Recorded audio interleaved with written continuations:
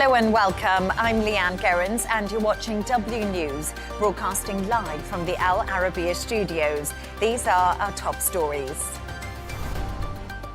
4 countries have recognised a Palestinian state, sparking strong reactions from Israel and setting the stage for today's UN conference.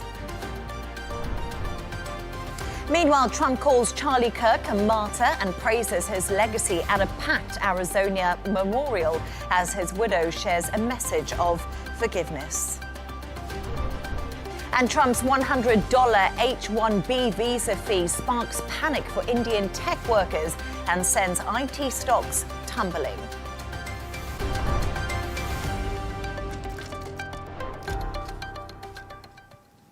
Four countries, the UK, Canada, Australia and Portugal, have formally recognised a Palestinian state, a move hailed by UK Prime Minister Keir Starmer as reviving hope for peace and a two-state solution.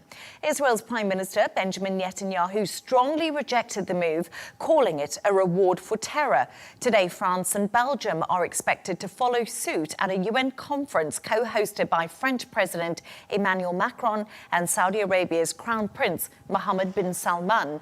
Israel's UN ambassador, Danny Danon, has said Israel and the United States are boycotting the summit. For more on this, I'm joined from London by international negotiator Nomi Bar-Yaacov. Great to have you back on the show, Nomi. Thank you for joining us. The UK, Canada and Australia have all backed a Palestinian statehood. Do you think this was the correct step by these Western allies? And what do you make of the timing? Well, I think that, thank you, first of all, Leigh-Ann, for having me on the show. I think the timing has to do with the fact that Israel has announced that they will continue to settle the West Bank.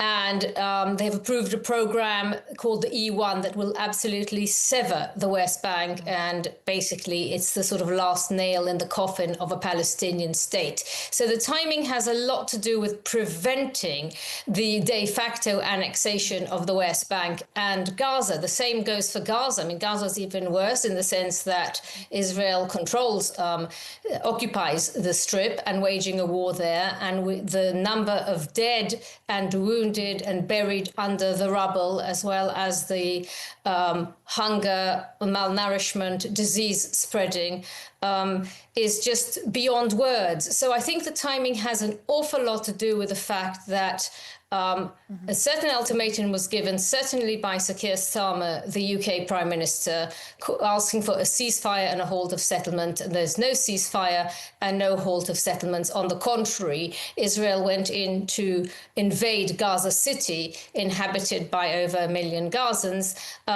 and announced this really controversial settlement plan that is unprecedented. It's been on hold for 14 years due to diplomacy. It was a red line. Israel has crossed that red line, as well as many other red lines, including the attack on the mediators, the Hamas mediators in Qatar. So I think everything together has sort of come to a point where even the UK, that said they would recognize Palestine as a state with some conditionality, dropped the conditionality. And the spokesperson for Hamas has declared victory. Are these countries rewarding terror, as Benjamin Netanyahu and many others have actually said? Well, there's no doubt whatsoever that Hamas will flag it as a triumph for them. And I think that was part of what was expected. I don't think it's meant to be a reward for terror at all, and that was clear in the speeches that the 3 prime ministers made, the Prime Minister of the UK, Australia and Canada. But that said, it is definitely the way that Hamas views the move. And dozens of world leaders are convening today in support of a two-state solution hosted by France and Saudi Arabia. In your opinion, is a two-state solution even a possibility? As you did mention to me, the E1 settlement plan and also what's happening in Gaza City. Have we completely lost the notion of a two-state solution and the negotiations to make that happen?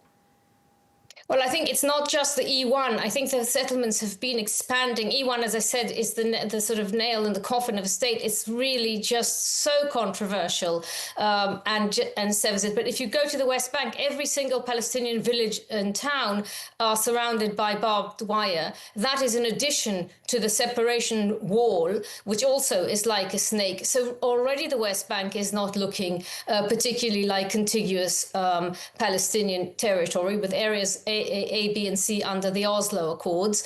And Gaza, more than 80-90% of the buildings have already been razed to the ground, with the remaining ones being razed as we speak. So I think, yes, it's going to be very difficult, but that's why the timing was so important. It is vital that the declarations are accompanied by real action in order to make this happen. And the peace process needs to sort of get on the ground. They have, starting with a ceasefire, a release of all the hostages, an end of the war, and an implementation of the various plans, including the Arab Reconstruction Plan launched in January.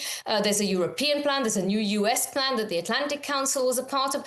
Every day we're reading about new plans. They all have very similar tenets. They all call for the end of the war, a ceasefire, release of hostages, a technocratic Palestinian government supported by Gulf states, neighboring states, namely Egypt and Jordan, Europe and the US. So it's unless this is implemented and unless security guarantees for Israel are built into the plan, as well as for Palestine, for the future Palestinian states, but there is no way that Israel will allow for this to happen unless they understand where the security is going to come from, and to have the kinds of guarantees that they need to prevent another 7th of October from happening. So elections are going to obviously have to take place in Israel and in Palestine. Palestinian reforms are part and parcel of what the state leaders are expecting, as is a disarmament of Hamas. But it's easier said than done. Who is actually going to disarm them? Who is going to ensure that elections take place? Not to mention that Prime Minister Benjamin Netanyahu could decide to attack Iran in order to prevent elections when his time comes up. And today, one of the contenders, former Prime Minister Naftali Bennett, who is going to run again for elections, issued an unequivocal statement warning against the fact that Netanyahu is replacing all the security forces chiefs with his cronies, his loyals, to say, look, we're not going to allow this to happen. Elections will have to take place at the scheduled time next year. And what does the recognition of a Palestinian state mean right now for the people living under attack in Gaza? Will this help them or in any way, or will it actually stop Israel? Because we know they have the US backing. So far, it hasn't stopped Israel. Well, there's a big question mark. The main issue is it gives them hope. That is the main change. I mean, it's not going to give them more food tomorrow. It's not going to stop the bombings now.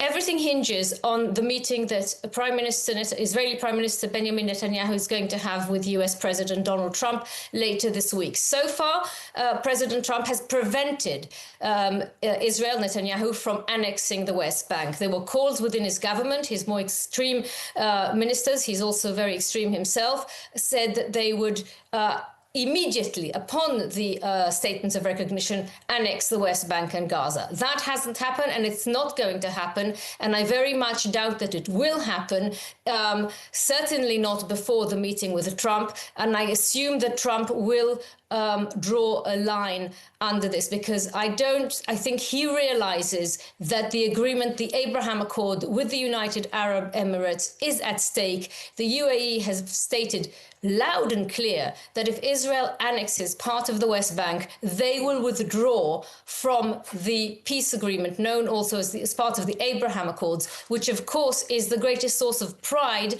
of US President Donald Trump, who brokered the deal in his first term. And I don't think Trump is going to want to risk it. Nomi Bar-Yaacov, it's always brilliant to have you on the show and your insights. Thank you for joining me. Let's continue this conversation with former Israeli government spokesperson Eylon Levy, who's now joining us live from Tel Aviv. Eylon, it's great to have you on the show. I don't know if you could hear the guest I was just speaking to regarding the West Bank and the meeting between Donald Trump and Benjamin Netanyahu, which is due to happen. What's your thoughts on what she had to say? Is the West Bank a red line for the US?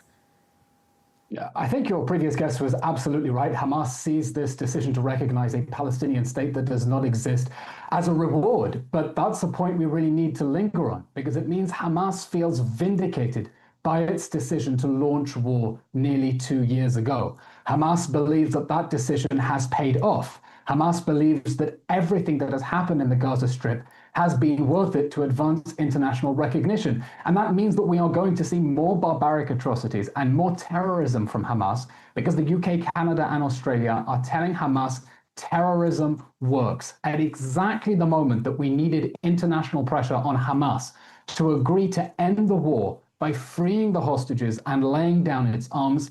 These countries are telling Hamas effectively, I know they'd be aghast to think this is what they're doing, but they're telling Hamas to dig its heels in, and that if they keep fighting, they will get international rewards, and that terrorism works. It's a terrible, terrible decision that is only going to sabotage any hope of a ceasefire and the release of those hostages. Eylon, that's not the question I asked you at all. You didn't answer my question. So I'll get back to your question regarding the West Bank.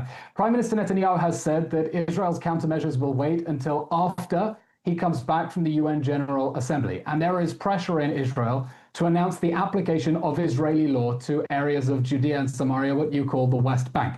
And the reason for that is that Israel now has an urgent interest to protect two national interests. The first is to establish its control over territory that it regards as existential for its security. Let's remember, Israel without the West Bank is only 9 miles wide. Just last week, the IDF arrested a Palestinian terror cell planning a rocket attack from the West Bank. And if Israeli troops were not there, we would see rocket attacks from the West Bank, just like we saw from the Gaza Strip after Israel withdrew. There is consensus in Israel, especially after October 7th, that we can never give up security control of the West Bank, or we will see October 7th on a much larger scale. And the second interest that Israel has is to prove to Palestinian terrorists that terrorism doesn't pay, because Western countries have given them an incentive to continue waging jihad, and Israel now needs to balance that by sending another message that terrorism does not pay. It's going to have to try to find a way to undo the damage that Western countries have done now by emboldening and empowering Hamas. Eylon, Israel's settlements in the West Bank are deemed illegal under international law. Far-right ministers, we have to look, Ben-Gvir and Smotrich, are calling for annexing the area after what you said is what Western key allies did by recognizing a Palestinian state. Is this revenge? Well, Israel disputes the characterization of Israeli communities in Judea and Samaria, the biblical homeland of the Jewish people, as being illegal. It sees no reason why 19 years of an illegal Jordanian occupation from 1948 to 1967 means that Jews are not allowed to live in the Jewish quarter of Jerusalem or anywhere else in the area of Judea, which is where the word Jew literally comes from. But there will certainly be calls now for countermeasures, absolutely, to show Western countries that they cannot embolden terrorism, they cannot undermine Israeli security and expect there to be no response, because otherwise Israel will find other countries transgressing against its vital security interests, when Israel's key interest now is to establish security after a regional war that has seen our country attacked on 7 fronts. Okay, Eylon, I hear you, but the reality is around 160 states do recognize a Palestinian statehood. There is a big international move in this direction because of Israel's actions inside Gaza and the Eylon settlement plan. I don't know if you see if that's what these Western nations say they are trying to do through their speeches. They're saying they're not supporting Hamas. They want a two-state solution. What does Israel want to end this? Can you see that these countries are desperate to help the starving people inside Gaza? Well, Western countries can say they're not supporting Hamas, but the fact is Hamas sees this as a vindication of its strategy to go to war. The fact is Hamas sees recognition as a fruit of the October 7th massacre. And if it thinks it's picking fruits, it's going to sow another harvest.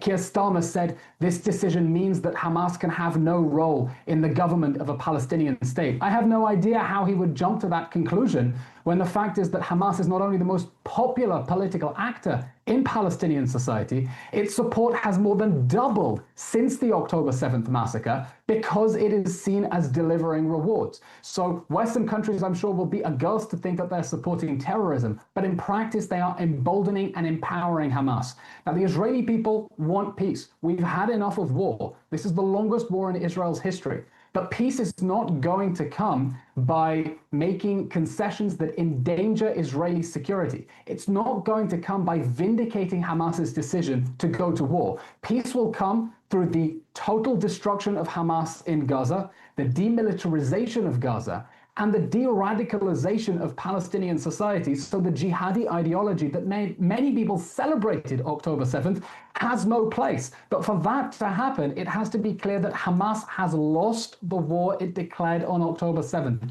and it has to free the hostages. And if this war ends with Hamas still in power and with hostages still in Gaza, that's not going to lead to peace. It's going to lead to another war in Gaza in a few months or years down the line, because we will be stuck with the jihadi regime that is sworn to Israel's destruction on our doorstep. For the sake of peace, Hamas has to go. According to reports, Hamas is sending a note to President Donald Trump, and they will offer to hand over half of the hostages in exchange for a 60-day ceasefire. Will Israel agree to this? But also, Eylon, just another question. I've seen a lot of people speaking about Israel's want to eradicate Hamas, but can they eradicate the ideology? So Hamas needs to free the hostages immediately and unconditionally. What we have now is not a negotiation, because there's nothing legitimate about holding hostages. We have kidnappers demanding a ransom, trying to extort a ransom. And Israel wants to get all the hostages out. There is a fear that if it accepts a ransom to get half the hostages out, it would doom the rest of them. There's no reason for Hamas to hold on to them, and we need international pressure on Hamas and its backers to get all of the hostages out immediately and unconditionally. But the opposite is happening now, because Hamas is being given reasons to keep holding on to those hostages. And I'm sorry, the second part of your question? And a lot of people, Eylon, have been speaking about Israel eradicating Hamas, and that being the idea, and that being the mission. But also, how many questions have been asked, do you eradicate the ideology of Hamas? Because as you said to me, Hamas's support has actually grown inside of Gaza. Yeah, Israel's goal is to remove Hamas from power and to destroy its military capabilities, not necessarily to eliminate Islamism and jihadism, in the same way as a coalition of 70 nations fought to remove ISIS from power in Syria and Iraq, reducing Mosul and Raqqa to rubble in much the way that parts of Gaza look now, not to defeat jihadism, but to remove it from power so they cannot have a geographic base from which to plot attacks against Israel. And that's what Israel wants to do now. It wants to do to Hamas in Gaza what the world did to ISIS in Syria and Iraq. As for defeating Hamas's ideology, the only way that is going to happen is if it is proven that its ideology failed. If it's accepted that Hamas lost, that Hamas is responsible for the destruction it brought on Gaza by declaring a needless war and fighting that war from a network of tunnels underneath people's feet. But if this war ends with more international recognition and with Hamas thinking that it was rewarded and vindicated, that's not going to remove Hamas's popularity. That's going to increase Hamas's popularity. So all countries, European, Arab nations that want to fight against Hamas's toxic jihadi ideology need to make sure that Hamas loses the war that it started and that it knows it lost the war that it started, because if it thinks it's getting rewarded, it will be empowered and it will do this again and again. Eylon Levy, it's always a pleasure to have you on the show. Thank you for joining us.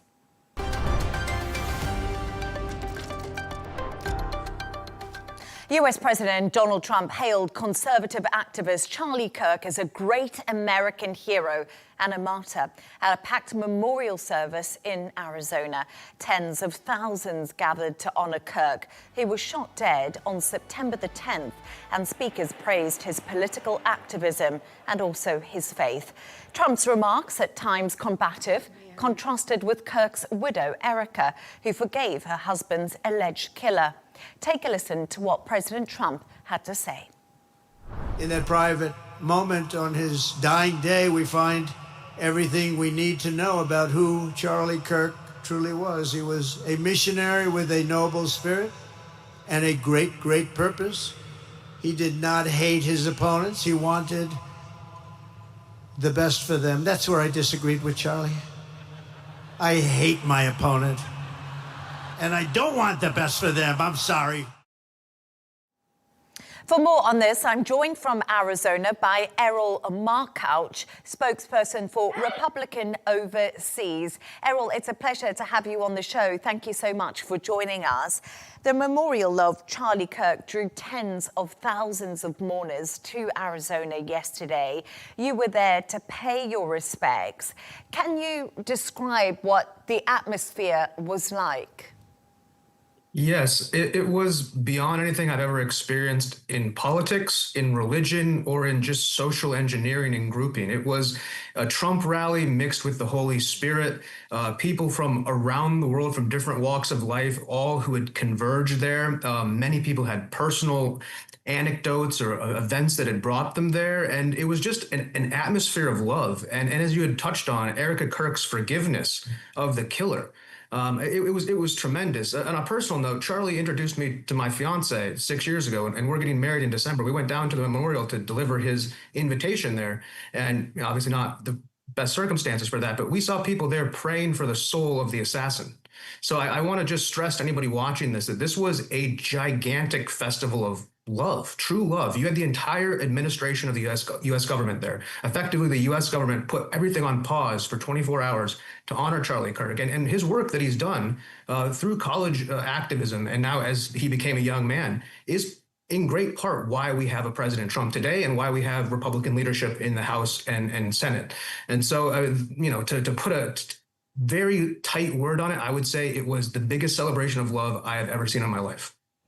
And Erol, you just mentioned there that Charlie introduced you to your fiancée. You're due to get married. You went there to deliver the invitation, and approximately 90,000 people actually gathered for Charlie Kirk's memorial yesterday in Arizona. What was Charlie Kirk like as a friend to you, and why did so many people resonate with him and his politics and his beliefs? I think it's really important to understand how young Charlie was when he was killed at 31. When I first met Charlie, I was an undergraduate at UC Berkeley, and we couldn't get him there. Berkeley's too competitive to get there, but he was the first person to show up and sort of give young conservatives and college campuses the attention that none of us had. Now, granted, back then it was such a fractional movement that he didn't really know much, and Charlie was a little bit younger than me, but he had this passion and this drive and this belief to come out to California into the absolute hornet's nest, and at least he stood for us. And then later on in life, I had the really great honor of playing a very small role in helping him and Jack Ross and the people at Turning Point UK launch Turning Point UK, and Charlie brought me with him as a guest to Mar-a-Lago after talking with me just for a few minutes after remembering that we had been friends 4 or 5 years before. And he opened his world to me. He brought me in, he introduced me to people, but more importantly, he taught me how to debate people professionally. And the reason why I'm sitting here today, why I've been on media career for 6, 7 years, I'm not saying just because of Charlie Kirk, but Charlie was the first person to tell me, hey, don't be angry. Go out and debate them. Watch me do it. And it's tough when you're older than somebody to take advice from a younger man. Easy to admit that. But Charlie actually lived what he said. And even if you were kind of like, man, I don't know if I want to do that, or I'm in college, I don't know if I want to be part of a conservative or even Christian movement, Charlie was unabashedly faithful. He didn't have a problem with anybody of different beliefs. He wanted you to debate him. And I think one of the coolest things about what he did was he built this Turning Point USA organization. And when I finally went there with him, I was surprised to find that it was like 75% the most normal people you would ever imagine students from across the country back and forth. And then the last 25% of the people there were just policy nerds, like kids who were really into trade policy. It was the least like controversial group of people I'd ever been around. And it was so inspiring to see that Charlie had brought these young people as I was transitioning out of college. So then I graduated as a postgrad and I went on, and Charlie had the rest of his career, and then he was, killed as he became a man effectively with a beautiful wife and 2 kids. So, Charlie was a kind man. He had so many friends, so many people who have these type of stories about him. Anybody on television is going to tell you a positive interaction. And Charlie touched so many people, and he was living on airplanes. I can relate to that. And, he goes around and he meets people, but in that short time he's with you, there's no lie in the man. There's nothing but kindness, and he gives you his trust and his faith. And nobody I know broke that trust, because Charlie had that sort of spirit about him, and he practiced what he preached. In the end, he was shot for that. And let's talk a little bit more about Erica Kirk. I watched the memorial, and she delivered an extremely moving and brave speech. And she said she forgives her husband's accused killer. Pretty remarkable, I thought. This has actually divided opinion with some people over in the US, saying it undermines the seriousness of the crime and the pursuit of justice. What do you think about how Erica Kirk conducted herself? And she's a lady of faith. Well, I think she conducted herself the same way that Charlie did. They always said God first. God, family, country. And in the Christian belief, you forgive your enemies. Now, most people don't have the capacity to do that. I mean, myself included, I'm there watching her forgive the man who killed her husband, somebody who just loves and spent all of her time with her. I don't know if I have that power in me, and I barely know Charlie as much as her. You saw President Trump when he went out there and he made that comment, well, I don't forgive my enemies. I mean, that's how a lot of us feel. But, how we behave politically and in the judicial system and in our lives as human beings that we all do is different than how a true believer Christian believes in the salvation of their soul. And Erica Kirk, what a funny slip. Erica Kirk, she said, if I don't forgive this man, then when I get to heaven and God says an eye for an eye, is that how we do things? Then maybe she wouldn't be able to join Charlie in heaven. So for her to make it to heaven, she was willing to forgive her killer almost at 0 hour. And it was shocking, not shocking, really, like it's something you believe that they would do, but in your soul and in everybody's eyes, I mean, to see her do that, I mean, and I'll say this, a lot of us who are angry, well, it's going to be really tough for us to be angry if she's given up that forgiveness. And I think she's done a great favor to a lot of, especially young men who maybe carry that anger a little bit harder. And you see somebody like that who's really has no reason to forgive do it. I think it's an example, it's a leadership, and that's why she's the new CEO and chairman and leadership of Turning Point USA. I think her mission now is to bring all the young women on board after Charlie brought all the young men on board, and we can really make America great again as Charlie hoped. It was so brilliant to get your views. Thank you so much for speaking to us about your friend Charlie Kirk. And I also wish you have a lovely wedding coming up soon. Erol, once again, it was a pleasure to speak to you. Thank you very much.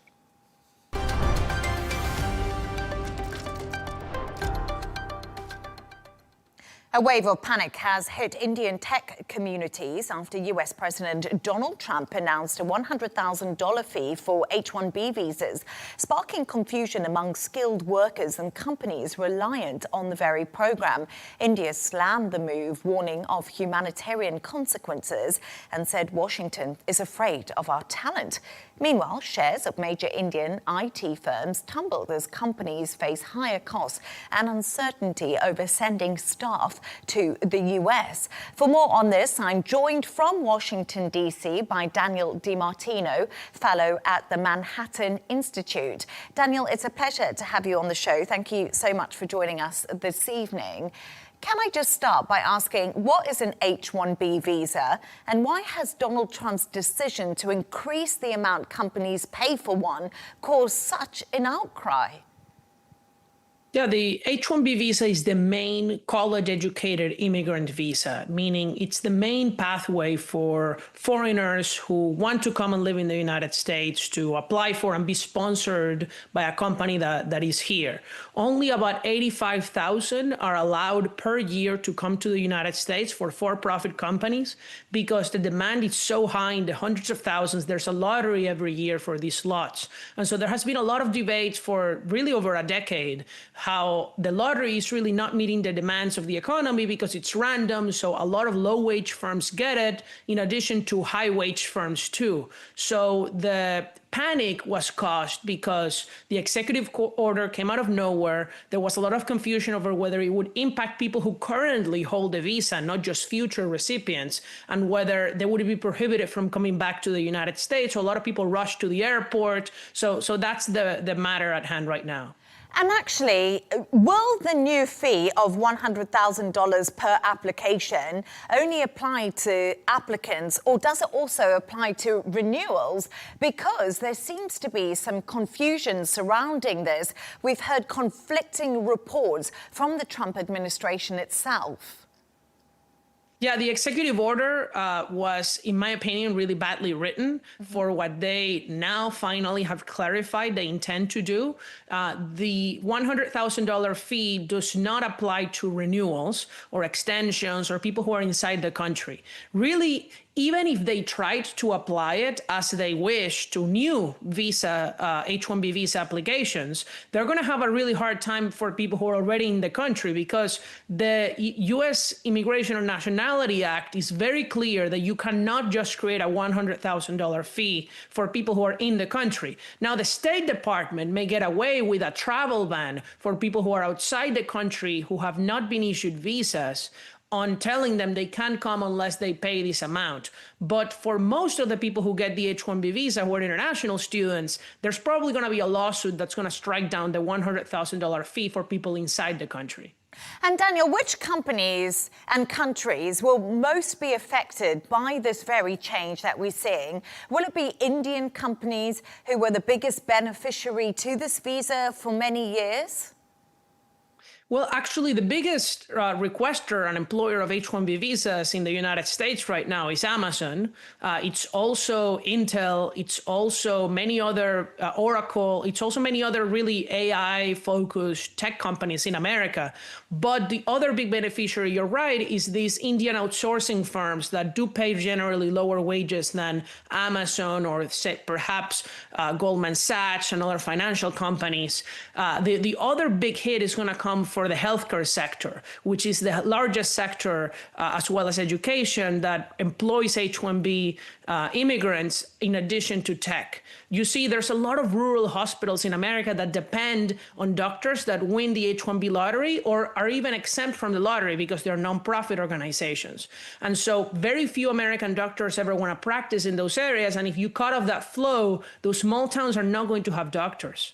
And it's quite interesting, actually, you say that, because the White House says doctors may be exempt from the H-1B visa fees. This is according to Bloomberg News. It's been reported by Ed Ludlow on X.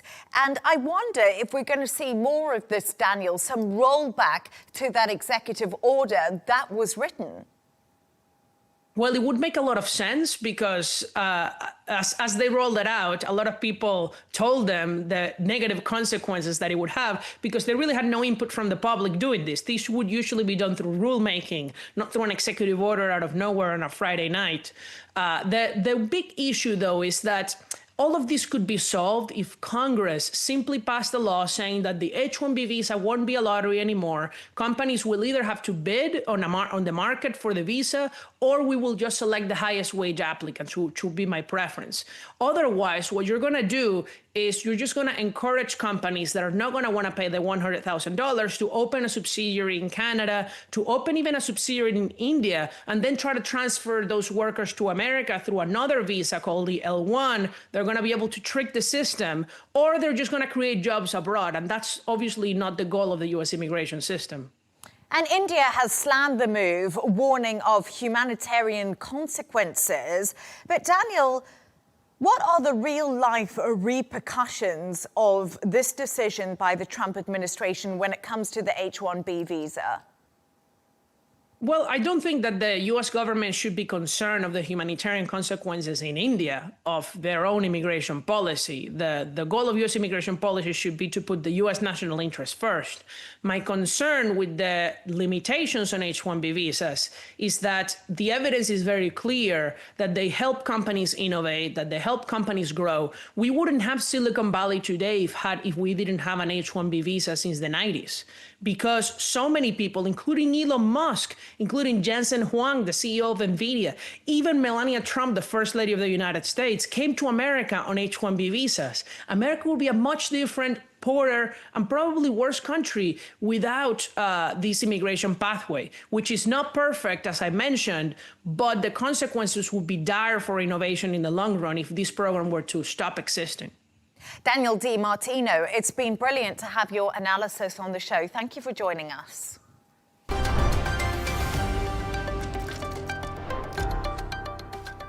Saudi Arabia and Syria have launched a digital health bridge connecting Syria's hospitals to the world's largest virtual hospital in Riyadh. The initiative, using AI and telemedicine, allows Syrian patients to access specialized care remotely, and that's for the very first time. Joanne Serra reports. Saudi Arabia and Syria have announced a new chapter in regional healthcare cooperation by launching the Virtual Health Bridge. The initiative connects Syria's health system directly to Saudi Arabia's Saha Virtual Hospital. That's the largest of its kind in the world. And it already delivers more than 51 million consultations every year using AI and telemedicine. To mark the launch, ministers from both countries gathered at the Saudi Ministry of Health, where the very first Syrian patient received remote treatment live through the Saha Virtual Hospital system. And speaking to Arabiya English, Saudi Health Minister Fahd Abdurrahman Al-Jalajal explained that this link gives Syrian patients access to rare specialties and cutting-edge digital services, improving care in ways that weren't possible before. We're glad today to really announce the start of the virtual hospital between Dimashq and Riyadh.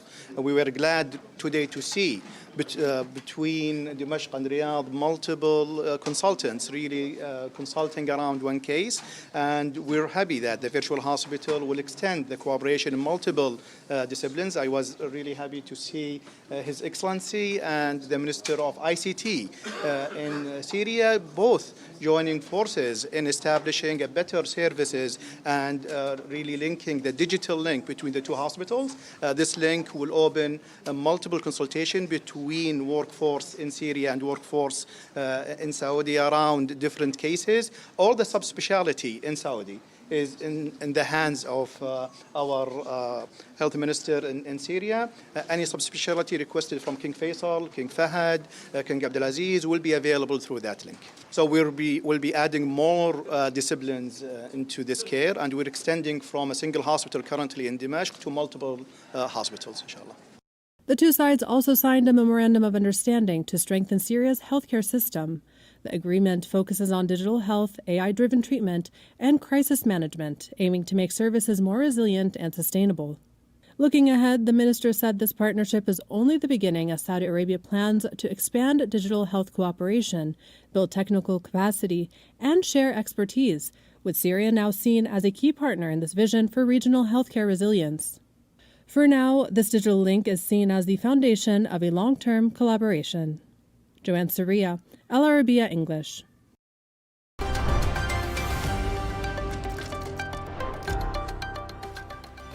Now let's go to the top business news. And Amazon goes on trial today over a US lawsuit claiming the company uses tricky tactics to sign up millions of customers for its Prime service. The Federal Trade Commission says Amazon employs dark patterns that make cancelling plans nearly impossible. The FTC is seeking fines, refunds for affected customers, and a court order to change how cancellations work. US President Donald Trump says media mogul Rupert Murdoch and his son could be involved in a potential TikTok takeover in the US. The White House says Americans would hold 6 of the 7 seats on a planned TikTok board. Trump has delayed a congressional order shutdown of the app 4 times after lawmakers demanded ByteDance sell its US assets.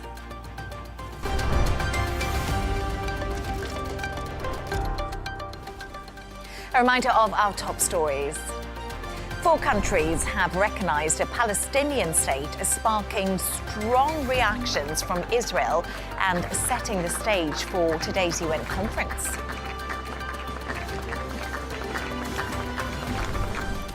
Meanwhile, Trump calls Charlie Kirk a martyr and praises his legacy at a packed Arizona memorial as his widow shares a message of forgiveness. And Trump's $100 HB1 visa fee sparks panic for Indian tech workers and sends IT stocks tumbling.